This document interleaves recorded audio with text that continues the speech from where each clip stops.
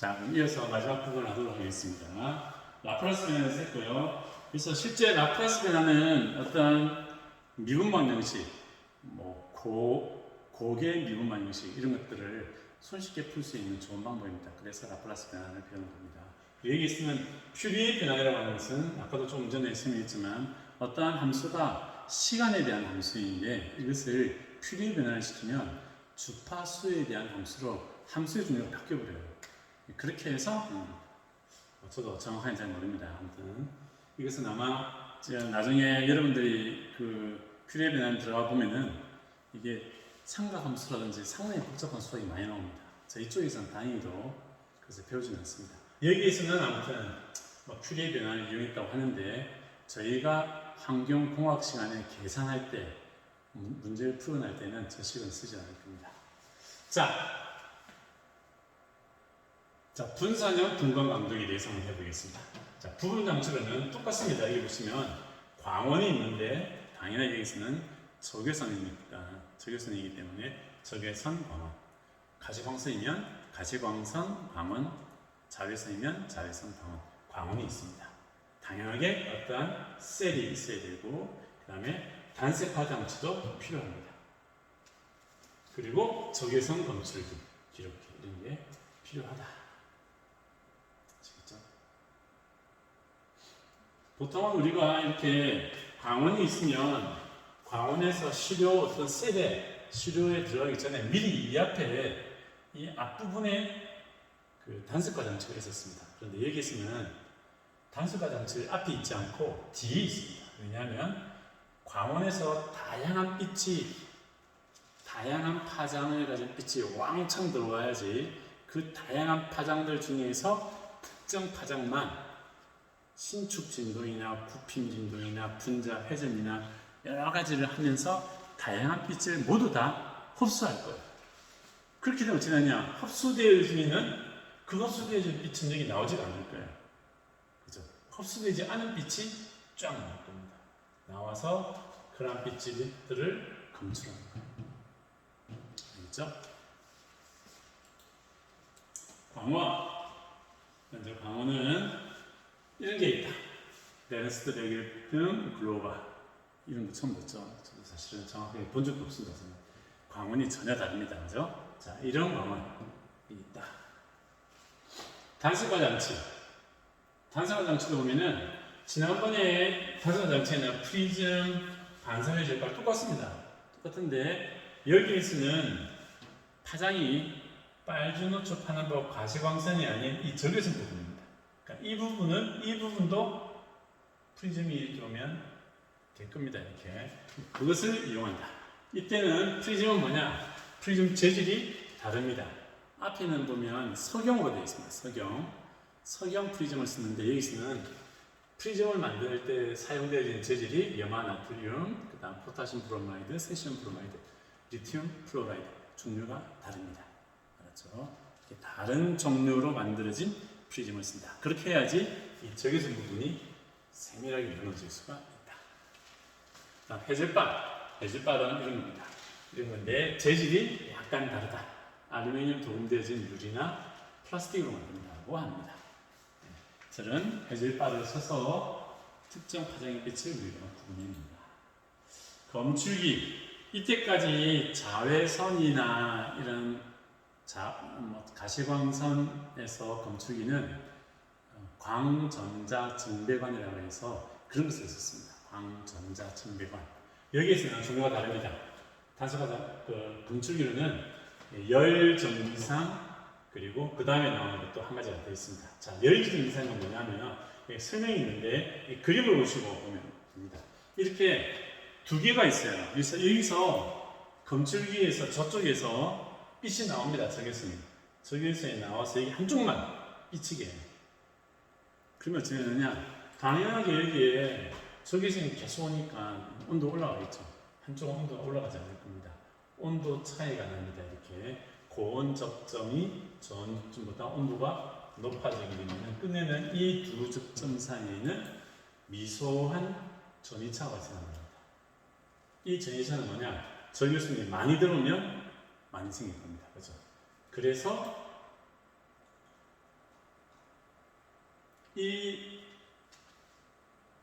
이 전이차를 가지고 적외선이 얼마나 들어왔느냐를 알 수가 있답니다. 그 다음에 볼루미터입니다. 볼루미터라는 것은 백금이나 니켈 같은 얇은 전도체로 되어 있고 바로 이 전도체에 적외선이 들어옵니다. 들어오면은 끝내는 똑같습니다. 아까 앞에 거하고 앞에는 고온 접점, 저온 접점이 있습니다. 여기서는 그냥 이 전체가 온도가 상승하게 됩니다. 그럼 어찌 되느냐? 이것은 전도체라서 온도 올라가면 전기가 더 잘 흐른다. 즉 저항이 감소한다 말입니다. 저항이 감소하기 때문에 그 어느 정도 감소하느냐에 따라서 적외선이 많이 들어왔다, 적게 들어왔다를 알 수가 있답니다. 그래서 적외선 검출기에서는 볼루미터 그리고 이 앞에 말한 열전기상 이 두 가지가 있습니다. 앞에서 말한 광전자정배관하고는 완전히 다르죠. 광전자정배관은 온도가 올라가는 게 아니고 광전자정배관에 어떤 광자가 들어오면 그것을 증폭시켜서 광전자가 한 개만 들어와도 나중에 그 안에서는 증폭이 되어져서 100만 개 혹은 1000만 개로 확대를 시킵니다. 확대를 시켜서 그것을 재는 거예요. 그것이 광전자정배관이 있고 여기에서는 적외선이 들어오면 이것에 의해서 온도가 약간 변한다. 그 약간 변하는 때에 어떤 전이차 혹은 전기저항 에 따라서 그것을 가지고 잰다. 자, 마지막입니다. 오늘의 연습 문제입니다. 연습 문제는 아까도 얘기했지만 공식이 이렇게 없어요. 이 공식만 알면은 이 문제를 다 풀 수가 있습니다. 아시겠죠? 자, 봅시다. 1번. 이것은 이렇게 메탄으로 되어 있는데 여기에 수소 대신에 뭐가 있느냐면 이 주변이 전부 다 염소로 칠하는 거예요. 염소가 무려 4개가 있습니다. 이렇게. 자, 이것에 CC에 탄소와 염소 사이의 신축 진동 파수를 계산하여. 공식이 하나밖에 없어요. 이거만 쓰면 됩니다. 이거 써보죠.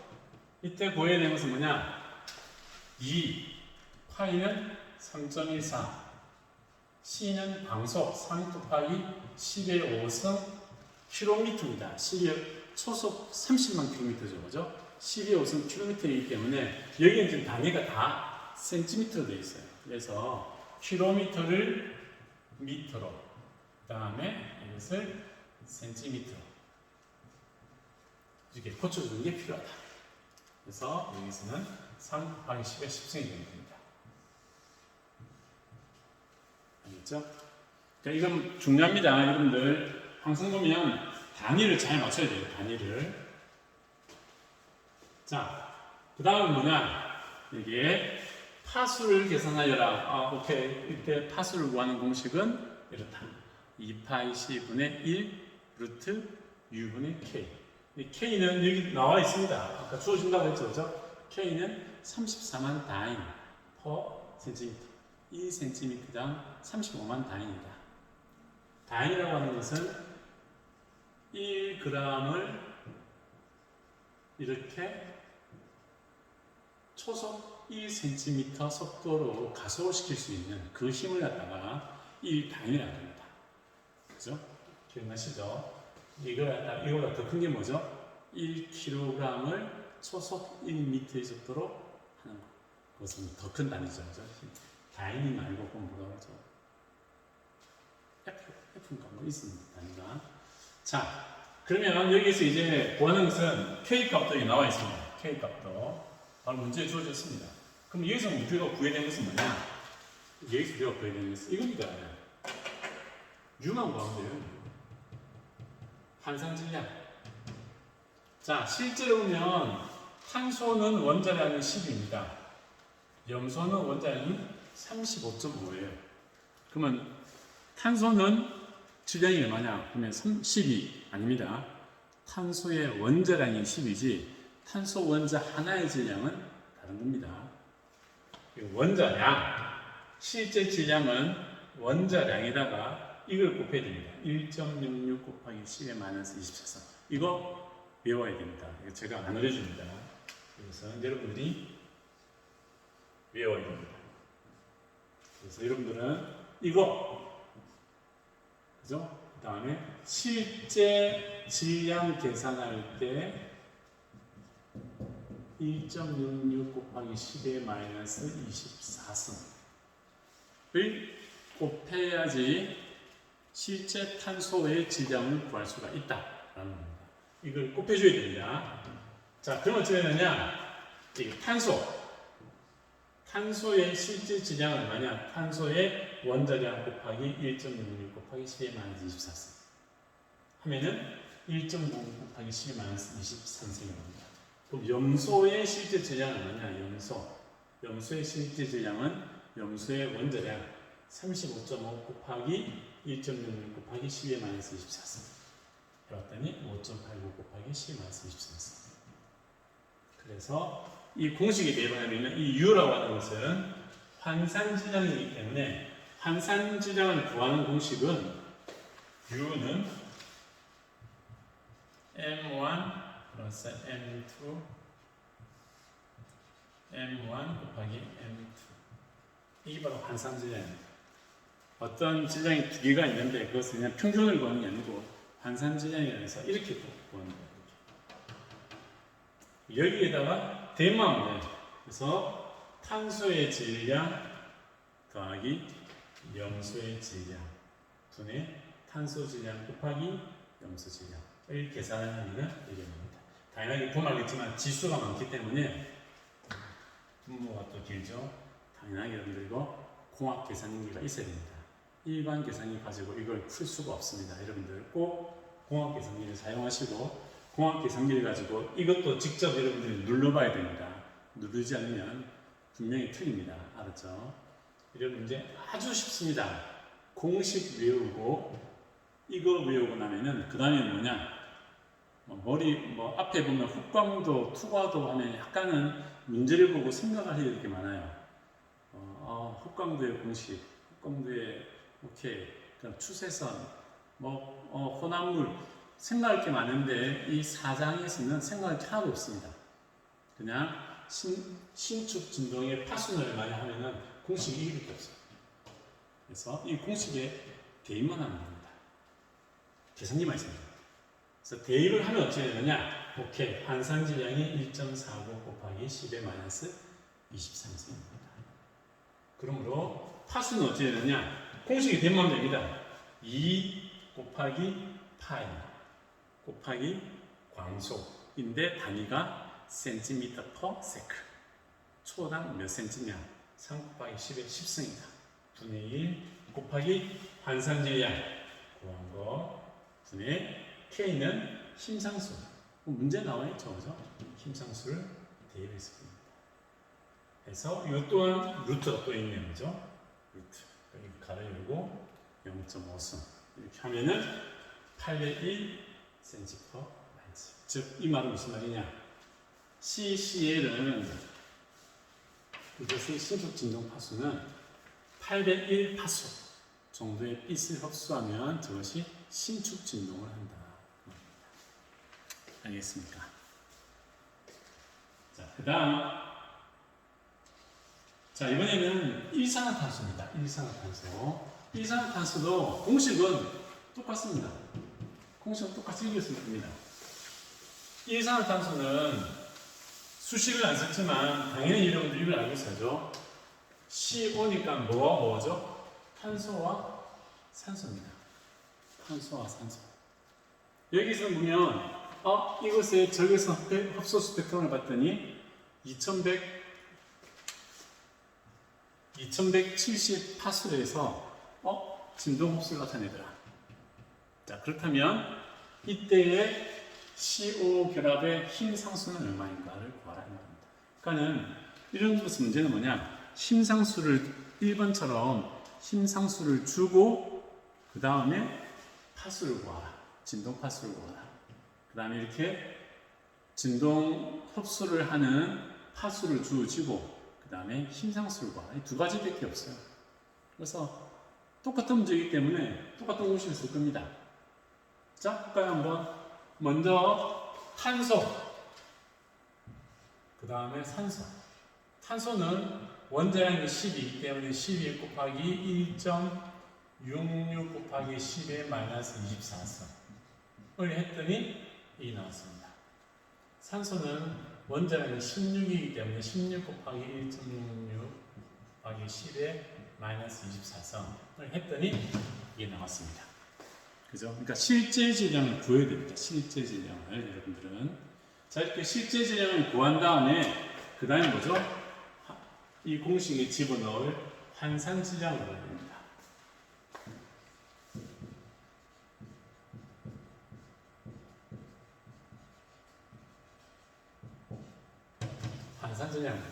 환산 질량을 구하는 공식은 아까 말했죠. M1, M2, M1 곱하기 M2. 절대적으로 이 M1, M2는 그냥 원자량을 써서는 안 됩니다. 자꾸 이야기하지만 원자량이 아니고 실제 질량을 집어넣어야 됩니다. 실제 질량, 위에서 구한 실제 질량을 집어넣어야 됩니다. 그렇게 해서 환산 질량을 구했더니 1.24 곱하기 10의 마이너스 23입니다. 그러면은 이제 이것을 대입합니다. 하수는 2170 2파이 C 곱하기 환산질량 분의 K가 됩니다. 이게 지금 2.1로이기 때문에 값이 좀 틀렸습니다. 2000인데 지금 값이 다 틀렸을 거예요. 그래서 여러분들은 그거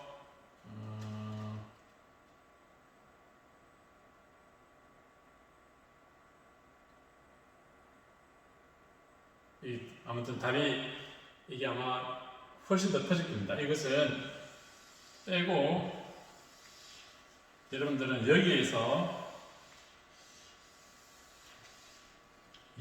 2170 나누기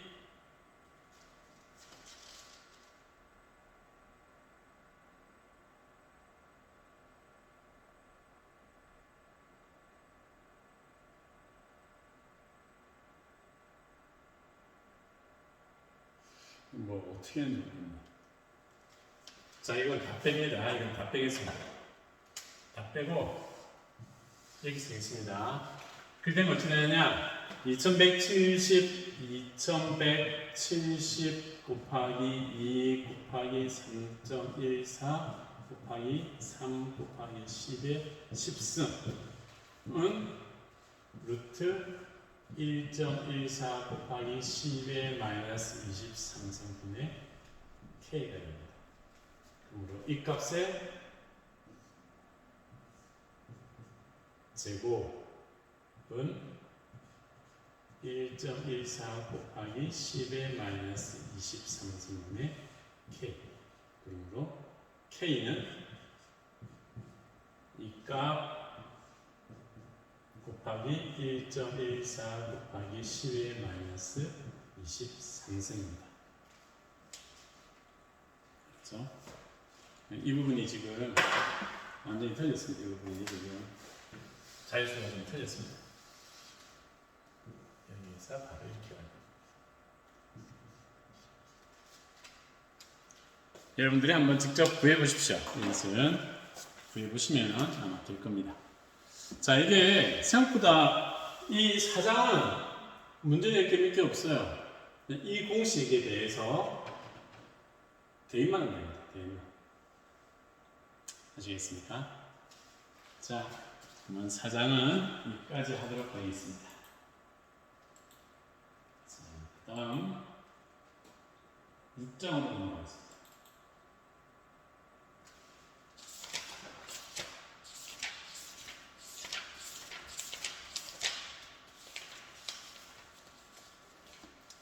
한 5분만 더 하고 마치겠습니다. 자, 6장은 이제 불꽃 및 전열 원자 공각법입니다. 앞에 한 것은 어떤 분자에 대해서 합니다. 분자가 빛을 흡수한다.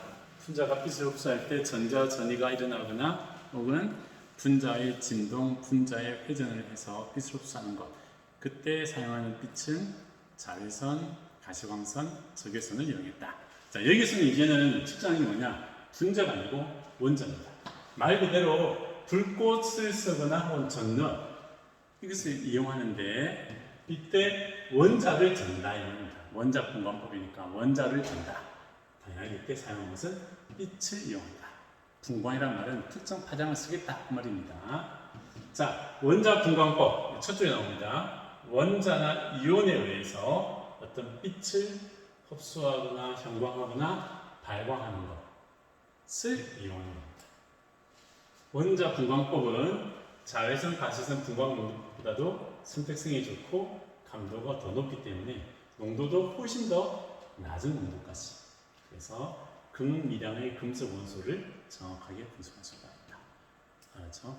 금속 원소입니다. 앞에는 보통 뭐냐면은 유기화합물, 보통은 어떤 분자를 쟀다면은 이때까지 배운 것들 1장, 2장, 3장은 어떤 분자를 쟀다면 여기에서는 이제 원자를 쟀습니다. 원자.